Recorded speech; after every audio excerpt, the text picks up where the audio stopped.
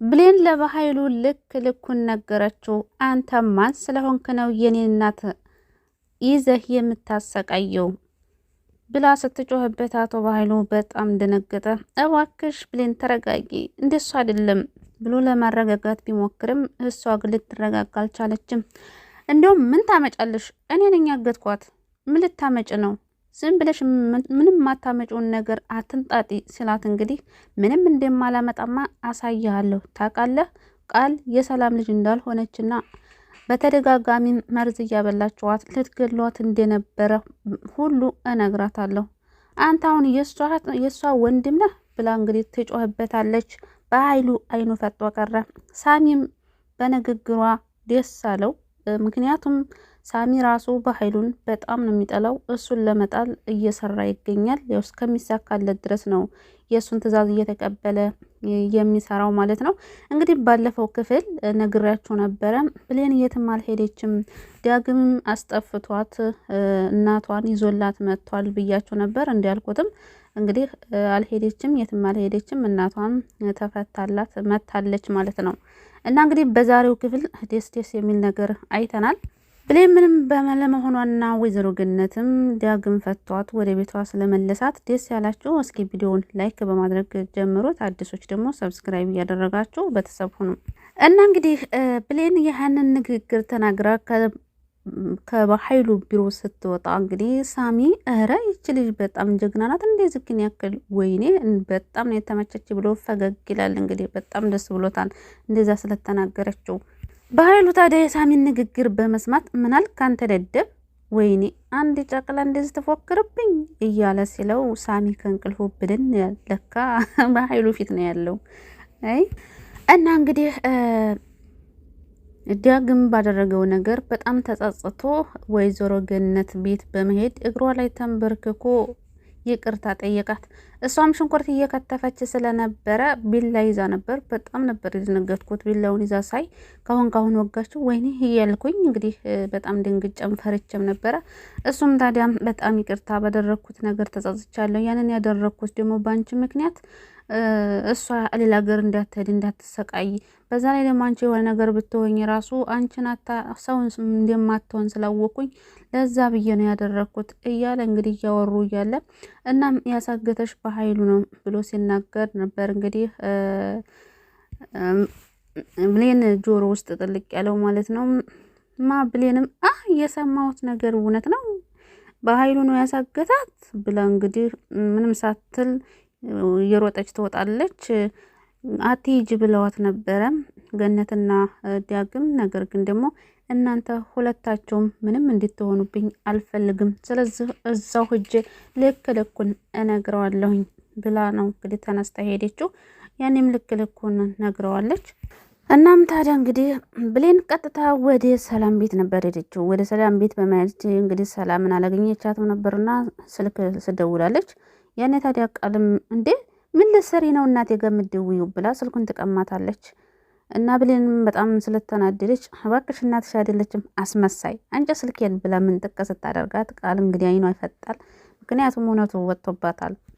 እንግዲህ ብሌን ለሰላም በደወለችላት መሰረት ሰላም ወደ ቤት እየሮጠች መጣ። እንግዲህ ምንድነው እንደዛ አጣድፈሽኝ የጠራሽኝ ምን ልትነግሪኝ ነው ስትላት እንግዲህ ቃልም የሰላምንም ሆነ የብሌን አፋፍ አላስወራቸው ስትል ምን ሆነሽ ነው ቃል ለምንድነው እያወራኋት እኮ ነው ለምንድነው አፋፌን የምትይኝ ትላታለች። ብሌንም እንግዲህ የወልድሽ እኔ እንዳልነግርሽ ስለፈለገች ነው አፋፍሽን የምትለው ስትላት እውነት ነው እንዴ ኧረ አይደለም በቃ ነገራት ማለት ትጀምራለች ቃል ማለት ነው። እና በዛም እንግዲህ ቀደም ብላ ቃል ለበኃይሉ ስልክ ስለደወለችለት ቴክስት ስላደረገችለት አሁን ብሌን ለሰላም ስልክ ደውላ ልትነግራት ነው የሆነ ነገር ፍጠር ብላ ስለነገረችው በኃይሉም እንግዲህ ቶሎ ይልና በሰው ያስደውልና እንዳይገናኙ ለማድረግ እና ሰው እንደገጭ አድርጎ ስልክ ተደውሎ ለሰላም እንዲነገራት አደረገ። ሰላም ስልኩን ስታነሳው በኃይሉ ወንድም ሰው ገጨ ብለው ሲነግሯት እሷም በጣም ትደናገጣለች። ወይኔ ወንድሜ ሰው ገጨ ብላ እንግዲህ ለመውጣት ትሞክራለች። ከዛም በኋላ ብሌን ይቅርታ ስመለስ ትነግሪኛለሽ ትላለች። ቃልም እማዬ አብረሽ ልሄድ እንዴ እያለች እያስመሰለች ነበረ። እሷም አይ ችግር የለውም እኔ ራሴ እሄዳለሁኝ ብላ እንዳትሄድ አደረገቻት። እና እንግዲህ ብሌንም ሳትነግራት ቀረ ማለት ነው። ምክንያቱም ቃል የእሷ ልጅ እንዳልሆነች እና እናቷንም ያገተባት የራሷ ወንድም በኃይሉ እንደሆነ አልነገረቻትም ማለት ነው። እና እንግዲህ ማታ ሁለታቸውም በኃይሉና ሳሚ እንዲሁም ቃል ይመካከሩና እናትሽ ሰላም እንቅልፍ ሲወስዳት ደውይልንና እንመጣለን ከዛ በሩን ትከፍችልናለሽ ይሏታል። እሷ በዛም መሰረት እንግዲህ ቃል ሰላም እንቅልፍ እንደወሰዳት ቼክ ታደርግና እንግዲህ በኃይሉንና ሳሚን ወደ ቤት እንዲገቡ አድርጋቸዋለች። እና ያኔም ታዲያ ብሌን በትክክል እንቅልፍም አልወሰዳትም ነበር፣ የተንገላበጠች ነበረ። መተው አፏን ይዟታል፣ እሷም ትጮኻለች። አሁን ማን ነው መጥቶ የሚያድንሽ? በደንብ ጮይ እያሉ እንግዲህ እየተፈራጨች እያለ ነበረ እንግዲህ ቪዲዮ ያለቀው። ያው በእርግጥ አትሞትም፣ ምክንያቱም ሰላም ተንቅልፏ ተነስታ ትደርስላታለች ማለት ነው። እና ሰላም ታድናታለች፣ ብሌን አትሞትም እውነት ለመናገር ማለት ነው። ምክንያቱ ደግሞ ብሌን ንቅ ናት። በዛ ላይ ደግሞ ገነት ቤቷ ቁጭ ብላ ጸሎት እያደረገች ነው። እባክህ አምላኬ ልጅን ጠብቅልኝ እያለች ጸሎት እያደረገች ነው። ስለዚህ ጸሎቷ ይሰማላታል፣ ልጇ ትድንላታለች፣ ሰላም ታድናታለች ማለት ነው። በዛ እንግዲህ ቃል ብሌን ከቤት እንድትባረር ያልፈነቀለችው ድንጋይ የለም። ከኔና ከሷ ምርጫ ምረጪ ብላ እንግዲህ ምርጫዋ ውስጥም ከታለች። ሰላምም ታዲያ ለምንድን ነው እንደዚህ የምታስጨንቀኝ? ምን አደረገችሽ? እሷ ጥሩ ልጅ ናት፣ ጸባይተኛ ናት፣ ክፉ ሰው አይደለች እያለች ብትላትም ግን እሷ ያው ሚስጥሯን ስላወቀችባት ከዛ ቤት እንድትባረር ሞክራለች። ነገር ግን አልተባረረችም ማለት ነው። እና ዳግምንም እንግዲህ ሳሚ ስልክ ደውሎ ያደረከው ነገር በጣም ከባድ ነው ታውቃለህ፣ ብሌንንም ታጣታለህ፣ እናትህንም ታጣታለህ እያለ ሲያስፈራራው፣ ዳግም ግን ብሌንን ጫፏን እንዳትነካት እያለ ሲለው እንግዲህ ስልኩን ዘግቶበታል ሳሚ ማለት ነው። በእርግጥ ዳግምም እዛው ተከራይ ስለሆነ እንደዛ ስትጮህ ምናምን ድምጿን ሊሰማት ይችላል፣ እሱም መጥቶ ሊያድናት ይችላል። እና በጣም ነው የሚያሳዝነው ማለት ነው። እውነት ለመናገር ብሌን በጣም ታሳዝናለች። ዳግምም እንደዛው፣ ገነትም እንደዛው። ሰላም ትሻላለች መቼም ከሶስቶቹ ሰላም ትሻላለች ትንሽ ማለት ነው። ለምን ያው እሷ እንግዲህ ብታጣ እሷም ነገሩ ነፍሷን ልታጣ ነው። ምን እሷን ገድለው ነው ገንዘቧን ለመውሰድ የፈለጉት ማለት ነው። አይሳካላቸውም፣ እውነት ለመናገር የሁሉም አይሳካላቸውም። መጨረሻ ላይ የሚወርቁት ሳሚና በኃይሉ ናቸው። ሌሎቹ ምንም አይሆንም። ክፉ ሰው መጨረሻው አያምርም፣ መልካም ሰው ደግሞ መጨረሻው ያምራል ማለት ነው።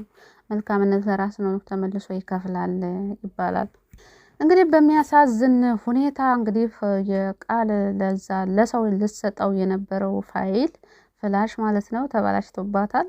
ያም ሊበላሽባት የቻለው ምክንያት ለመላክ እየሞከረች ባለችበት ሰዓት ሰላም ትመጣባታለች። ሰላም ስትመጣ ታዲያ እሷን እያዋራች እያለ ቪዲዮ ተበላሽቶባታል፣ ሳትልከው ቀርታለች። በጣም ነው የተበሳጨችው። ምን ሆነሽ ነው የምትበሳጩ ምናምን ስትላት አንቺን እያወራው ፋይሉ ተበላሸብኝ ስትል ራሱ ሰላም ነቄ ልትሆን ይገባ ነበር። የምን ፋይል ነው ብላ ልታወጣጣት ይገባ ነበር። ነገር ግን እሷ ሰምታ እንዳልሰማች አልፋታለች። አሁን ዳግም በጣም ተጨንቋል። እኔ ያገትኳት እናቷን ያገትኩባት እኔ በሆንስ ምን ትለኛለች እያለ በጣም ተጨናንቋል። ለምን ብትሉ ተጨናንቃ እሱ ክፍል ሄዳ ራሱ በጣም ደብሮኛል እቀፈኝ ስትለው ሲያቅፋት ነበር። ስታመሰግነው ደግሞ አታመስግኝኝ፣ ይሄ ምስጋና ለእኔ አይገባም እያላት ነበር። በጣም ተጸጽቷል።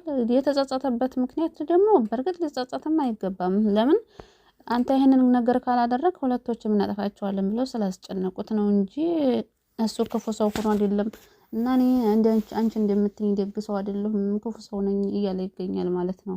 ግን ደግሞ ክፉ ሰው አይደለም። ዳግም ግራ ስለገባውና ምን ማድረግ እንዳለበት ስላላወቀ ነው እንጂ እንደዛ ያደረገው ለሷ ክፉ አስቦ አይደለም።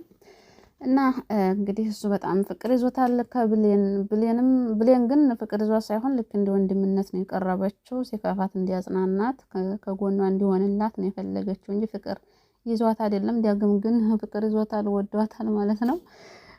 እና ብሌን እንግዲህ እርግጠኛ ነኝ ሰላም ወይም ደግሞ ዳግም ደርሰው እንደሚያድኗት እርግጠኛ ነኝ። ምንም አትሆንም ማለት ነው። እሷ ከሞቶች ዋናዋ አክተር እሷ ስለሆነች አክተር ደግሞ አይሞትም ማለት ነው። ተፍጨርጭረው ይቀራሉ እንጂ። ለማንኛውም የዛሬው ደስ ይላል። መጨረሻው ትንሽ ቢያስፈራም ማለት ነው። በኃይሉ እንደዛ ስትናገረው ብሌን ደስ ነው ያለኝ። አንጀቴን ቅቤ የጠጣው። በዛ ላይ ደግሞ ሳሚ ራሱ በኃይሉ ላይ ሲሳለቅበት በጣም ነው ደስ ያለኝ። ግን ደግሞ ለምንድን ነው ከባህሉ ጋር የሚሆነው የሚሰራው ሳሚ እንዴ? ምን አደረገችው ገነት? ምን አደረገችው ብሌን? ዳግምስ ምን አደረገው? ቆይ በኃይሉን ይጠላው የለም እንዴ ሳሚ? ለምን ከሱ ጋር ይተባበራል? ለምን ዳግምንና ብሌንን አይተባበራቸውም? ጉድ እኮ ነው። እንግዲህ በኃይሉ እንደሚጠላውና በኃይሉን መጣል እንደሚፈልግ ነበር እስከዛሬ ድረስ ሁኔታውን ያየ ነው ማለት ነው። ፍላሹ ራሱ ሲያገኝ በጣም ደስ ያለው። ከዛ ታዲያ አሁን ለምን ከሱ ጎን መሆን ፈለገ? ለማንኛውም ፍትህ ለገነት፣ ፍትህ ለብሌንም ለዳግምም፣ እንዲሁም ደግሞ ለሰላም። ሰላም ትንሽ ብትነቃ ምን አለ? ፈዘዘች። ሰላም ትንሽ ነቃ ብትል ጥሩ ነው። እውነት ምን ትነግረኝ?